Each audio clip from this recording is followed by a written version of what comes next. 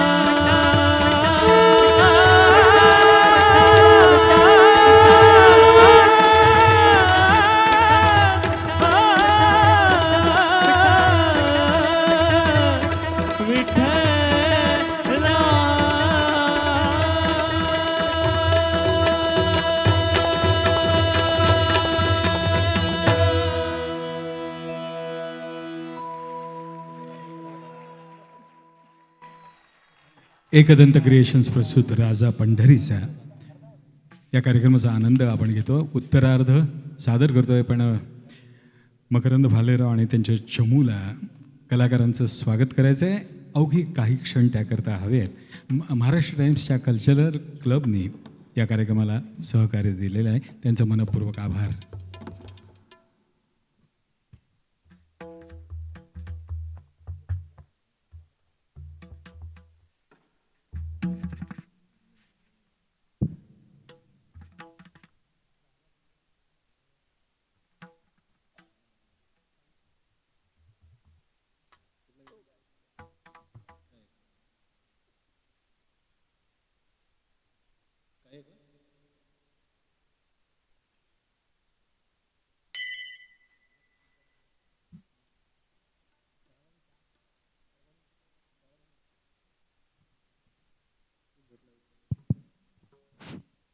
नमस्कार.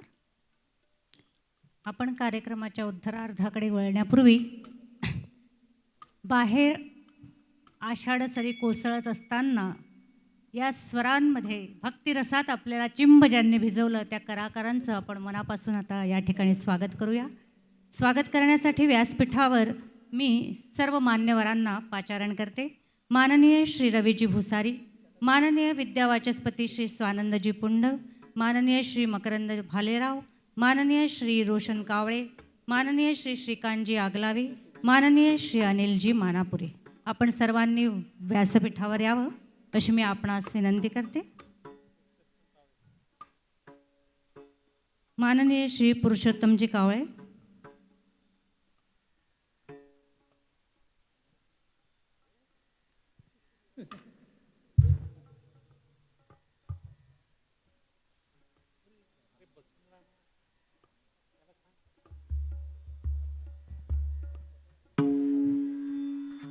आपल्या सर्वांना भक्तिरसामध्ये ज्यांनी चिंब भिजविलं आणि पंढरीच्या पांडुरंगाच्या पायाजवळ ज्यांनी नेऊन ठेवलं त्या सर्व कलाकारांचे आपण स्वागत करायला हवं. मानचिन्ह देऊन आपण त्यांचं सर्वांचं स्वागत करूया. सर्वप्रथम आजच्या या कार्यक्रमाचे सुप्रसिद्ध निवेदक श्री किशोरजी गलांडे यांचे स्वागत श्री स्वानंदजी पुंड करतील अशी मी त्यांना नम्र विनंती करते. एक सरस्वती पुत्र दुसऱ्या सरस्वती पुत्राच्या हाताने स्वागत करून घेतो आहे. खूप सुंदर आनंदाचा क्षण आहे. जोरदार टाळ्या होऊन जाऊ द्या. आपल्या नागपूरचं भूषण आहे माननीय श्री किशोरजी गलांडे. अत्यंत सुंदर निवेदन असतं त्यांचं. प्रत्येक कार्यक्रमाला अगदी रसपूर्ण निवेदन करतात. ह्यानंतर आजच्या कार्यक्रमाच्या सुप्रसिद्ध पार्श्वगायिका मधुरा कुंभार यांचे स्वागत सौ राशी रोशन कावळे करतील अशी मी त्यांना विनंती करते. सौ राशी रोशन कावळे. अतिशय सुंदर गोड आवाजाच्या धनी मधुरा कुंभार यांचं स्वागत सौ राशी रोशन कावळे करतील. जोरदार टाळ्यांनी स्वागत करूया. ह्यानंतर सुप्रसिद्ध गायिका भाग्यश्री टिकले यांचं स्वागत सौ सायली जोशी करतील अशी मी त्यांना विनंती करते. सायली जोशी यांनी व्यासपीठावर यावं.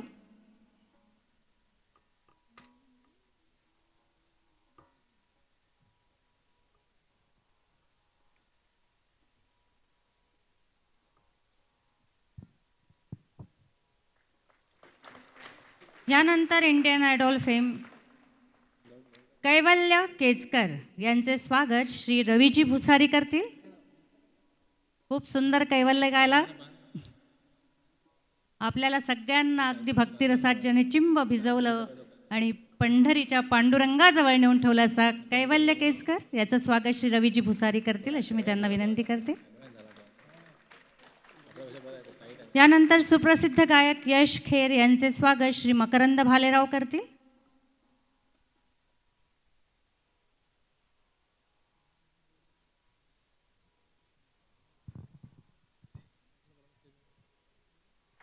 जोरदार टाळ्या होऊन जाऊ द्या यशसाठी.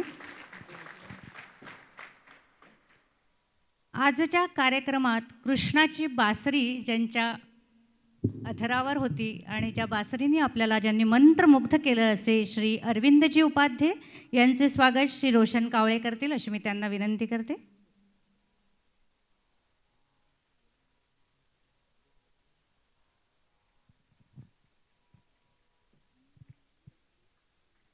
आज या राजा पंढरीच्या कार्यक्रमात हार्मोनियमवर आपल्यासमोर आहेत श्री श्रीकांतजी पिसे.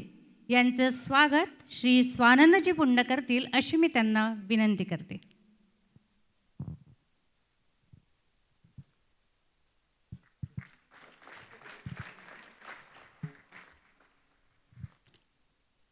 पंढरीची वारी किंवा अभंग म्हटला तर तबला, टाळ, मृदंग याशिवाय ती वारी अपूर्ण आणि ते अभंग पण अपूर्ण. असे तबला वादक श्री पंकज यादव यांचे स्वागत श्री रवीजी भुसारी करतील अशी मी त्यांना विनंती करते.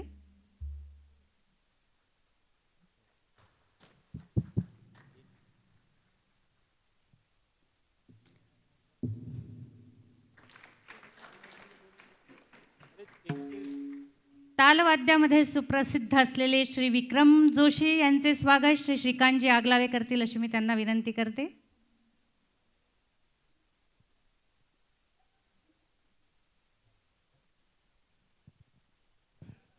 जोरदार टाळ्या होऊन जाऊ द्या.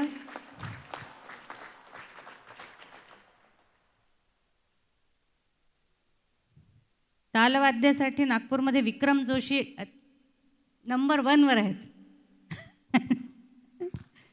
कीबोर्डवर आहेत श्री परिमलजी जोशी यांचे स्वागत करण्यासाठी मी अनिलजी मानापुरे यांना पाचारण करते.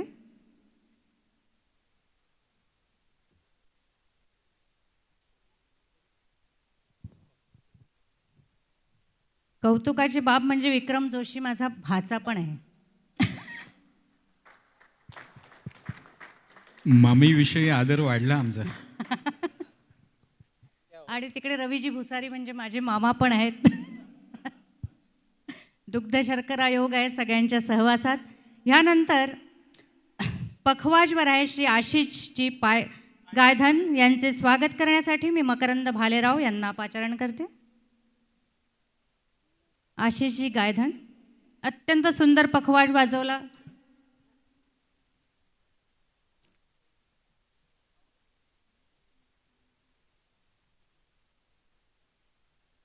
तसेच तबलावादक श्री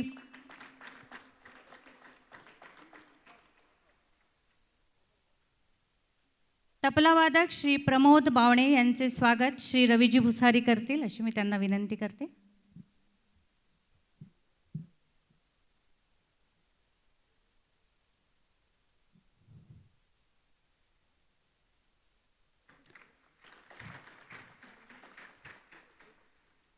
आणि श्री पुरुषोत्तम कावळे यांचे स्वागत श्री रोशन कावळे करतील अशी त्यांना नम्र विनंती करते.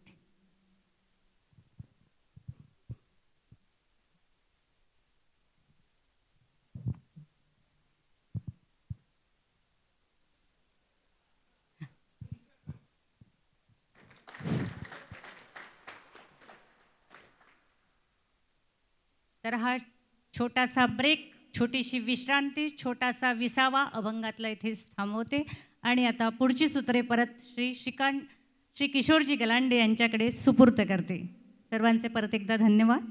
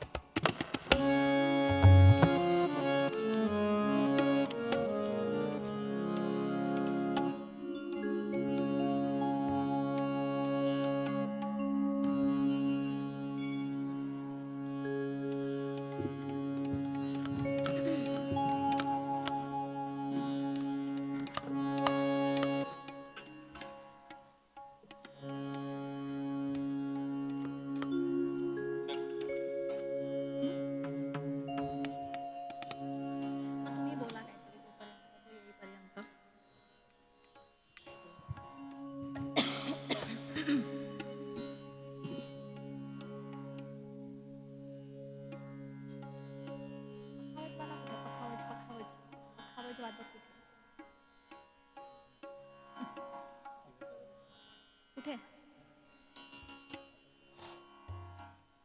तुम्ही काहीतरी बोला ना नंतर त्याच्याबद्दल.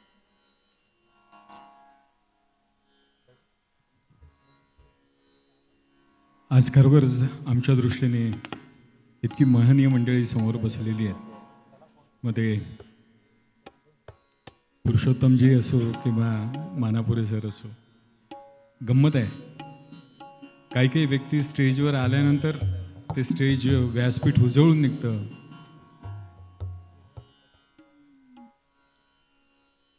विद्यावाचस्पती आदरणीय स्वानंदजी यांच्याबद्दल काय बोलावं. त्यांच्याशी असलेला सहवास, त्यांच्याशी असलेली मैत्री ही माझ्याचकरता भूषणास्पद आहे. एवढे थोर व्यक्तिमत्वाचे धनी एक पैलू तुम्हाला सांगतो की ज्या वेळेला वणीला कार्यक्रम असतो किंवा इतर कुठेही त्यांची भेट होते, एक रसिक श्रोते म्हणून ते समोर असे बसलेले असतात. मग ती बैठक व्यवस्था विशेष नको, स्पेशल नको. आणि त्यावेळेला स्वतःला असं वाटून जातं की खरोखर आपण यांच्यासमोर बोलायचं का, आपण तेवढ्या यायचे आहोत का. पण नाही, त्यावेळेला त्यांच्या कृतीने सुद्धा आपण ते घेत असतो. नाहीतर थोडासा एखादा गुण असला की काय माणूस चढून जातो. स्वानंदजी मोठे आहे कारण त्यांनी रवींद्रनाथ टागोरांचं वाक्य आपल्या व्यक्तिमत्वात रुजवलेलं आहे. माणूस जेवढा झुकतो तेवढा तो उंच होतो. कार्यक्रमाचा उत्तरार्ध.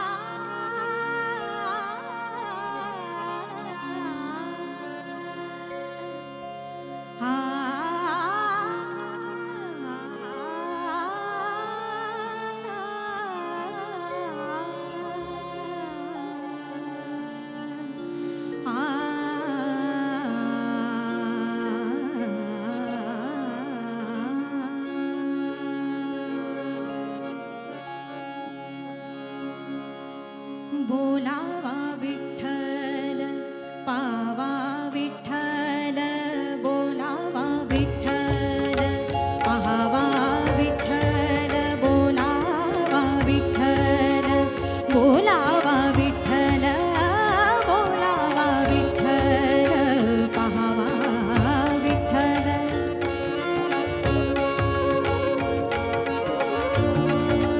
बोलावा विठ्ठल, पाहावा विठ्ठल, करावा विठ्ठल जीव भाव, करावा विठ्ठल जीव भाव. बोलावा विठ्ठल, पाहावा विठ्ठल, करावा विठ्ठल जीव भाव.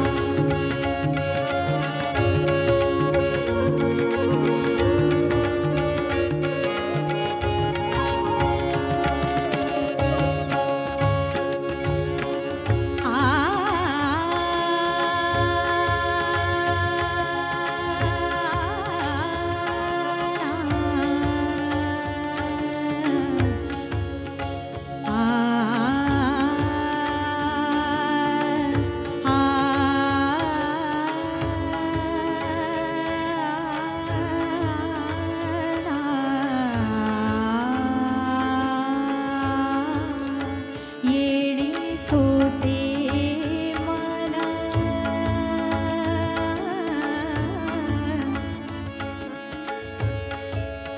येणे सोसे मन, झाले हव भरे.